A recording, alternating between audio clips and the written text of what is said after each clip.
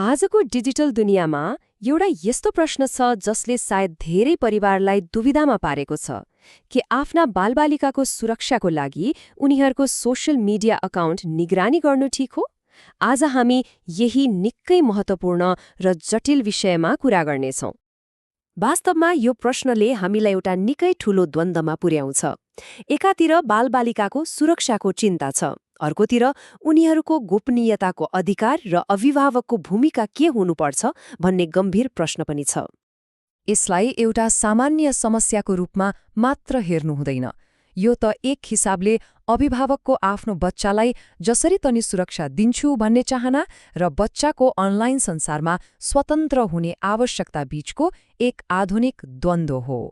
ल त्यसो भए सबैभन्दा पहिले सुरक्षालाई नै प्राथमिकता दिनुपर्छ भन्ने दृष्टिकोणबाट कुरा सुरु गरौं। यो तर्क अभिभावकको आफ्नो बच्चालाई जोगाउने गहिरो जिम्मेवारीको भावनाबाट आउँछ। अब हेर्नुहोस्, साइबर बुलिङदेखि लिएर अनलाइन शिकारीहरूसम्म यी जोखिमहरू कुनै काल्पनिक कुरा होइनन्, एकदमै वास्तविक हुन्।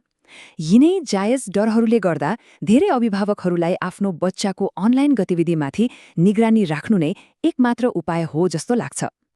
यो भनाइले पहिले सुरक्षा भन्ने मानसिकतालाई कति राम्रोसँग समेट्छ, होइन त? यसले डिजिटल संसारलाई एउटा नयाँ खेल मैदानको रूपमा हेर्छ, जहाँ वास्तविक संसारमा जस्तै अभिभावकको निगरानी र रेखदेख एकदमै आवश्यक छ।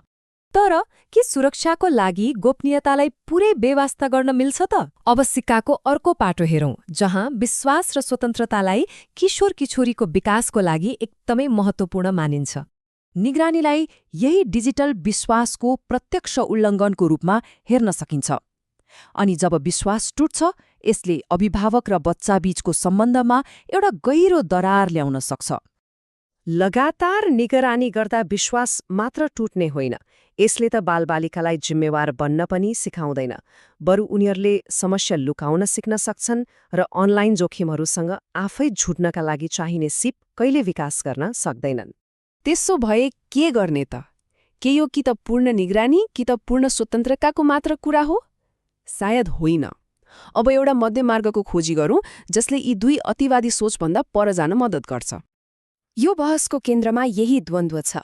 एकातिर अभिभावकको तत्कालको हानिबाट जोगाउने कर्तव्य छ भने अर्कोतिर बच्चाको आफ्नै निर्णय लिन सिक्ने र आत्मनिर्भर बन्ने आवश्यकता छ।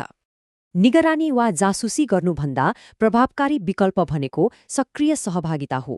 यी चरणहरूले सञ्चार, सहकार्य र शिक्षामा जोड दिन्छन्। यसको लक्ष्य नियन्त्रण गर्नु होइन, बरु किशोर किशोरीहरूलाई सही निर्णय लिन सशक्त बनाउनु हो। ल, यति धेरै कुरा गरिसकेपछि हामीले बुझ्नुपर्ने मुख्य कुरा चाहिँ के हो त? यसको अन्तिम सन्देश के हुन सक्छ? अन्ततः यो छनौटले एउटा गहिरो दर्शनलाई देखाउँछ। के मुख्य लक्ष्य नियन्त्रण मार्फत छोटो अवधिको सुरक्षा हो वा मार्गदर्शन मार्फत लामो अवधिको आत्मनिर्भरता हो? र अन्तमा यो बहसले हामीलाई एउटा अझ गहिरो प्रश्नमा ल्याइ पुर्याउँछ। यो एउटा यस्तो प्रश्न हो जसको जवाफ हरेक परिवारले आफ्नो मूल्य मान्यता र परिस्थिति अनुसार आफै खोज्नुपर्ने हुन्छ।